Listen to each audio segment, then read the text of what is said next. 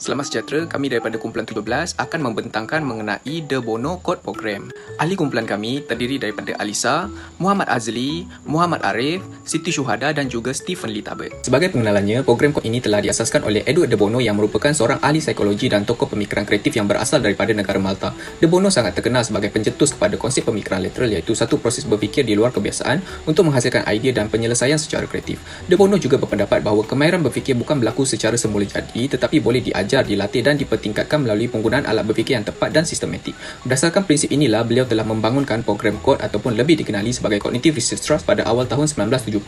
Program kod ini dibangunkan sebagai sebuah modul pengajaran berfikir secara langsung dan praktikal dengan tujuan untuk melatih kemahiran berfikir pelajar agar boleh menjadi lebih kreatif, dapat menganalisis masalah dengan lebih baik, menjana idea dan dapat membuat keputusan dengan lebih bijak dalam pelbagai situasi, sama ada dalam proses PDP ataupun dalam kehidupan seharian. Program kod terdiri daripada 6 siri latihan, iaitu kod 1, meluaskan persepsi, kod 2, organisasi, kod 3, interaksi, kod 4, pemikiran kreatif dan kod 5, maklumat dan perasaan, dan akhir sekali adalah kod 6, iaitu tindakan. Setiap siri latihan ini mempunyai 10 alat berfikir, menjadikannya keseluruhan 60 alat berfikir yang boleh digunakan dalam pelbagai situasi pembelajaran. Program kod ini juga bukan sahaja boleh dilaksanakan di sekolah, tetapi turut dapat diterapkan dalam latihan guru, seminar profesional, bahkan dalam organisasi korporat untuk meningkatkan kreativiti, penyelesaian masalah dan pengambilan keputusan. Di Malaysia, Kementerian Pendidikan telah mengadaptasi program kod ini sejak tahun 1993 sebagai salah satu modul KEBAT, khususnya kod 1 dan kod 4, bagi melatih murid agar dapat melihat isu dengan lebih meluas dan berfikir secara lebih inovatif. Terusnya adalah kepentingan program kod dalam bidang pendidikan. Kepentingan pertama program kod dalam pendidikan adalah dapat melatih kemahiran berfikir aras tinggi murid.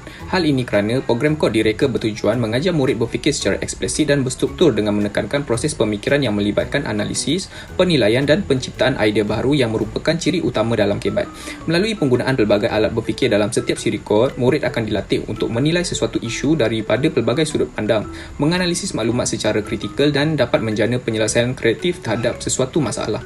KPM juga telah mengiktiraf program kod sebagai modul pengajaran untuk memperkukuhkan KEBAT, terutamanya melalui implementasi siri kod 1 dan juga siri kod 4. Perkara ini juga turut disokong oleh kajian Mona Muhammad Aini ETL pada tahun 2025 yang melaporkan bahawa implementasi modul program kod dalam pengajaran penulisan bahasa Melayu telah membantu meningkatkan kemahiran berfikir aras tinggi murid sehingga murid berupaya menghasilkan karangan bahasa Melayu yang lebih tersusun, bernas dan juga kritis. Kepentingan kedua program kod dalam pendidikan juga adalah melatih kemahiran berfikir secara sistematik.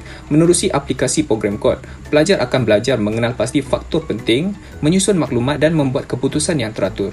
Perkara ini turut disokong dalam kajian Taha Hussein pada tahun 2023 yang menunjukkan bahawa murid yang diajar dengan menggunakan siri kod berupaya menghasilkan penulisan yang lebih terancang dan imajinatif berbanding murid yang diajar dengan menggunakan kaedah konvensional. Hal ini membuktikan bahawa program kod berupaya melatih cara murid berfikir daripada berfikir secara rawak kepada lebih logik dan tersusun dalam menyelesaikan masalah. Kepentingan ketiga program kod dalam pendidikan juga adalah dapat membina keupayaan murid menilai perspektif pelbagai pihak. Hal ini kerana alat berfikir dalam program kod seperti OPV dan CAF dikenal pasti dapat membina keupayaan murid dalam melihat sesuatu permasalahan daripada pelbagai sudut pandang sebelum membuat keputusan. Hal ini disokong dalam kajian Anidah Zarudin ETAL pada tahun 2020 yang menyatakan bahawa penggunaan alat berfikir seperti OPV dan CAF dapat meningkatkan keupayaan murid melihat isu daripada pelbagai sudut, menilai maklumat secara kritikal dan berfikir dengan lebih terbuka dalam aktiviti perbincangan bagi subjek bahasa Melayu. Saya akan terangkan dua siri awal dalam De Bono Code Program, iaitu kod 1 dan kod 2. Pertama, kod 1 dikenali sebagai keluasan persepsi atau breadth. Dalam siri ini, belajar dilatih untuk melihat sesuatu isu daripada pelbagai sudut pandangan, bukan terus membuat keputusan.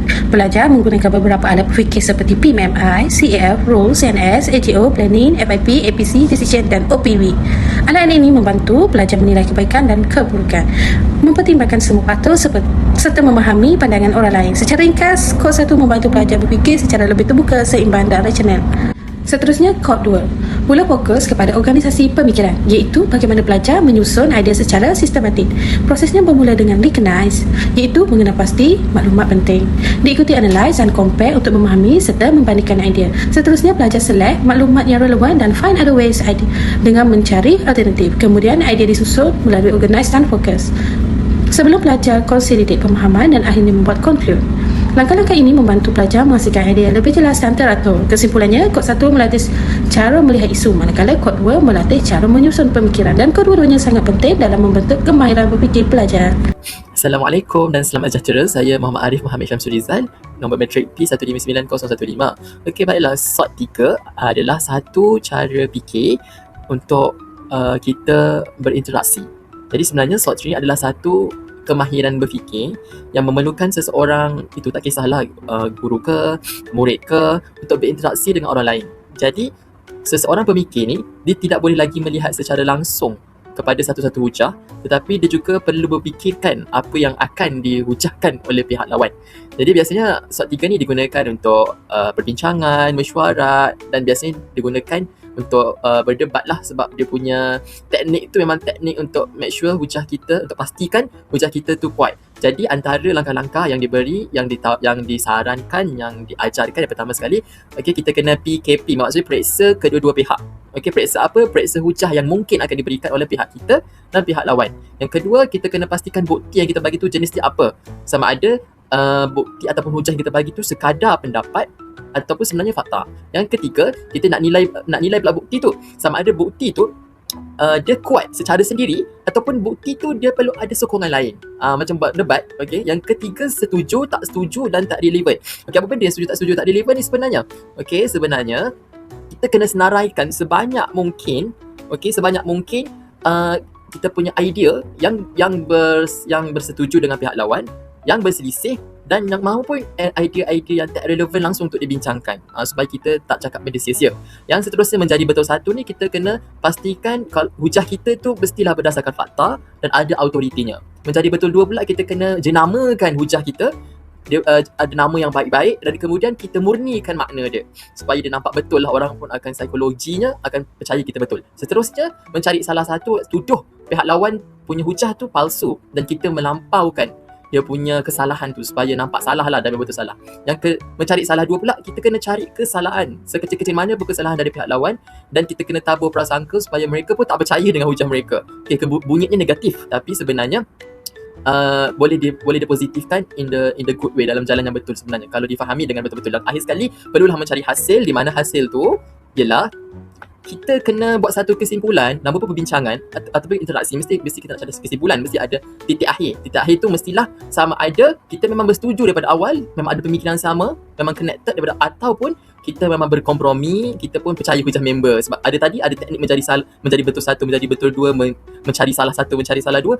Siapa-siapa yang termakan dengan hujah lain, dia terpaksalah bersetuju dengan cara komprominya. Seterusnya, SOT 4, pemikiran kreatif ataupun in English dipanggil sebagai lateral thinking. Okey, baiklah. Langkah pertama, ya, tidak atau mungkin. Idea tu tak semestinya ya, tak semestinya tidak. Idea tu boleh jadi mungkin tepat, supaya kita boleh fikir idea tu di luar kebiasaan. Okey, seterusnya yang kedua, batu loncatan. Okey, idea yang baharu tu kadang-kadang kita anggap sebagai idea yang mustahil untuk dilakukan, untuk dilaksanakan, tapi idea tu perlu dijadikan sebagai batu loncatan untuk kita jana idea yang lebih praktikal. Seterusnya, input rawak ni tak kisahlah apa-apa perkataan baru atau benda-benda baru yang boleh menjana idea baru. Okey, jangan ambil mudah dengan satu perkara yang pelik-pelik, sebab dia boleh jana idea baru yang menguntungkan. Seterusnya, idea dominan. Okay, kita kena pasti idea dominan. Mencabar konsep. Kita kena cabar konsep untuk cari keunikan. Bila satu tu unik, kita boleh jual. Yang seterusnya, mencabar konsep. Seterusnya idea dominan. Kenapa kita kena kenal pasti idea dominan? Sebab kita nak idea yang datang tu idea yang baru, yang fresh, yang segar, yang tidak tertakluk pada satu-satu arah, supaya kita berfikir di luar kotak. Seterusnya, takrifkan masalah. Kita kena definisikan, maknakan masalah supaya apa yang kita fikir tu tak lari daripada arah tujuan, objektifnya. Seterusnya, hilangkan sebanyak mungkin kesalahan, sebab dengan menghilangkan kesalahan tu kita dapat menyelesaikan masalah dengan idea-idea yang baru. Seterusnya, gabungan. Okay? Kita boleh gabungkan idea lama yang banyak tu, kita gabungkan jadi idea baru, sama ada dia jadi gabungan seperti motosikal, okey, yang asal daripada basikal kemudian dia masuk ke enjin jadi motosikal, ataupun jadi fusion, jadi sesuatu yang lebih hebat. Okey, seterusnya, keperluan. Okey, kita kena pastikan keperluan apa yang kita nak selesaikan, okey, supaya idea tu tidak kita tak buang masa lah fikir idea yang pelik-pelik, idea yang tak relevan. So kita memang fikir idea baru untuk selesaikan masalah. Dan yang terakhir, kita kena nilai idea baru kita tu sama ada praktikal atau tidak, sama ada boleh digunakan pun ataupun tidak. Assalamualaikum. Seterusnya adalah siri chord 5 dalam Edward de Bono's chord program.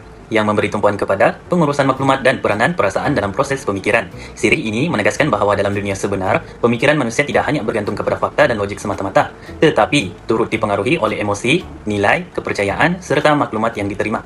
Oleh itu, Kod 5 melatih murid berfikir secara rasional sambil mengimbangi maklumat dan perasaan agar keputusan yang dibuat lebih realistik, manusiawi dan bertanggungjawab. Melalui Kod 5, murid dilatih mengenal pasti maklumat yang sahih, membezakan antara fakta dan pendapat serta menilai kebolehpercayaan sumber. Murid juga digalakkan menyoal maklumat, mengenal petunjuk dan percanggahan, serta menyedari bahawa andaian atau tekaan bukanlah fakta. Selain itu, murid dibimbing untuk mengenal pasti pengaruh kepercayaan, tanggapan sedia ada, emosi, ego terhadap pemikiran mereka. Dengan mengambil kira nilai dan etika serta memudahkan maklumat yang kompleks, Kod 5 membantu murid membuat keputusan yang lebih kritis, seimbang dan bertanggungjawab dalam kehidupan sebenar. Kod 6 merupakan siri terakhir dalam Edward de Bono's Code Program yang menekankan penterjemahan kemahiran berfikir kepada tindakan yang sebenar. Menurut Edward de Bono, pemikiran yang baik bukan sekadar menghasilkan idea, tetapi perlu membawa kepada keputusan dan tindakan yang memberikan impak.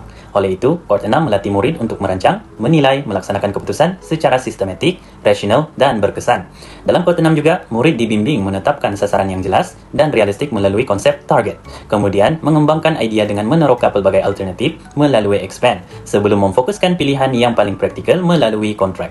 Proses dirangkumkan dalam rangka kerja TEC, iaitu Target, Expand and Contract, bagi memastikan tindakan yang diambil lebih teratur dan bermakna. Selain itu, Kod 6 turut menggunakan rangka PISCO yang melibatkan penentuan matlamat, menilai maklumat, menjana, memilih penyelesaian yang terbaik dan melaksanakan tindakan secara terancang. Secara keseluruhannya, Kod 6 membentuk murid yang lebih proaktif, strategik dan bertanggungjawab dalam membuat sesuatu keputusan serta bersedia menghadapi cabaran kehidupan sebenar. Baiklah, seterusnya bahagian aplikasi. Okey, sebagai guru, kita semua tahu guru perlu menyediakan rancangan pengajian harian RPH. Jadi dalam bahagian ini kita ingin menjawab persoalan bagaimana guru boleh menggunakan konsep berfikir dalam de Bono Code Program itu sewaktu merancang pengajaran harian. Dan di sini kami menyediakan dua contohlah untuk subjek Bahasa Melayu dan juga subjek Sejarah tingkatan 2. Baiklah, untuk contoh yang pertama, kita boleh lihat RPH yang saya sediakan di sini untuk subjek Bahasa Melayu lah, dan fokusnya kita nak murid belajar menulis karangan hujahan secara terancang menggunakan tajuk isu gejala budi dalam sekolah menengah. Okey, standard kandungan dan standard pembelajaran saya rujuk kepada DSKP. Dan objektif pembelajaran, kita mahu murid dapat membina satu karangan grafik, and then kita nak murid dapat menulis 3 perangan isi lengkap dan juga pendahuluan dan kesimpulan yang sesuai lah. Okay, ini kita skip dan kita terus masuk ke langkah pengajaran. Okey, contohlah dalam rancangan pengajaran harian ini kita mulakan dengan set induksi, guru memperkenalkan isu-isu semasa menggunakan gambar dan video rangsangan sebelum menerangkan objektif pembelajaran hari ini, iaitu untuk menulis karangan hujahan. Okey, kita masuk kepada langkah 1, aktiviti menjana idea melalui aktiviti PDP secara berkumpulan, di mana setelah murid dibagikan kepada 3 kumpulan, setiap kumpulan itu akan membincangkan aspek-aspek hujahan. Yang pertama, aspek kebaikan mengamalkan disiplin diri, keburukan jika disiplin diabaikan, serta aspek menarik berkaitan pembentukan disiplin. Di sini kita menerapkan kod 1 lah, iaitu alat berfikir PMI, plus minus interesting. Aspek yang kedua, faktor-faktor gejala buli, kita menerapkan kod 1 juga, CAF, consider all factor. Dan aspek yang ketiga, cadangan dan tindakan yang praktikal untuk menangani gejala buli, ialah kod 6, TEC, PISCO.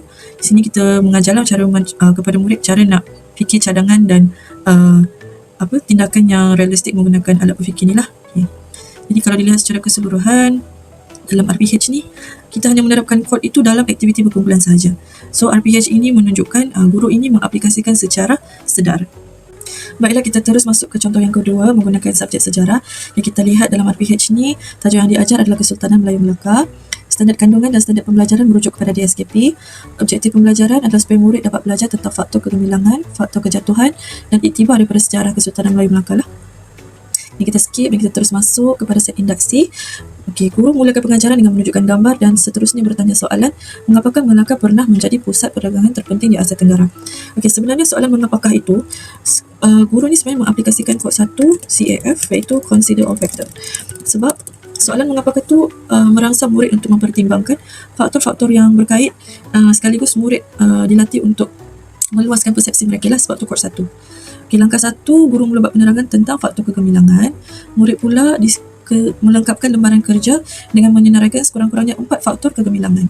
Okey, sekali lagi sebab faktor kod 1 CAF, dan disebabkan 4 sahaja faktor yang diminta, guru sebenarnya menerapkan kod 1 juga, tapi kali ini FIP, iaitu First Important Priorities. Kenapa FIP? Sebab murid hanya perlu senaraikan 4 sahaja.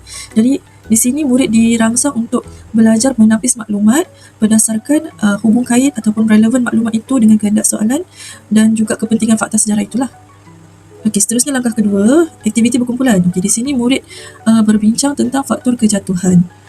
Bila faktor kejatuhan, guru sebenarnya mengaplikasikan kod 1 CNS, iaitu Consequences and Sequels. Kenapa CNS dan bukan CAF? Sebab murid sebenarnya waktu ini tengah belajar menghubung kaitkan sebab dan akibat peristiwa sejarah. Langkah ketiga, iktibar menggunakan aktiviti think pair share.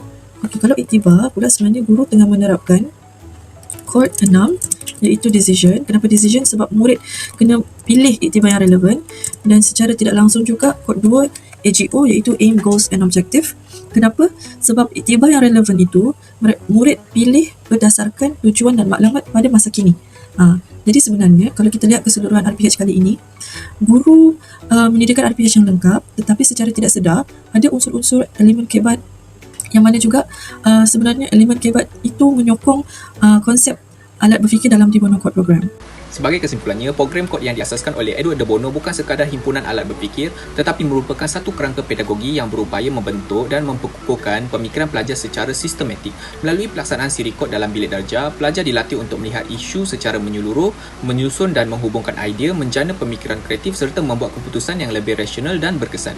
Pendekatan ini secara tidak langsung dapat mengubah amalan pembelajaran daripada berasaskan hafalan dan berpusatkan guru kepada pembelajaran yang lebih bermakna dan berpusatkan murid. Sejajar dengan tuntutan pendidikan abad ke-21, penerapan program kod bukan sahaja mampu melahirkan pelajar yang berfikiran matang dan inovatif, malah dapat membentuk budaya berfikir yang menyokong kemahiran insania, penyelesaian masalah dan pembinaan karakter. Justru program kod wajar terus diperkasa kerana masa depan bukan ditentukan oleh apa yang mereka tahu, tetapi oleh bagaimana mereka berfikir. Jadi, refleksi peribadi kami semasa melaksanakan kajian berkenaan De Bono Code Program ini adalah kami menyedari bahawa kemahiran berfikir tidak lahir secara semula jadi. Sebaliknya, boleh dibentuk, dilatih dan diurus secara sistematik melalui pemilihan alat berfikir yang tepat serta bimbingan yang kukuh daripada guru. Itu sahaja daripada kumpulan kami. Sekian, terima kasih.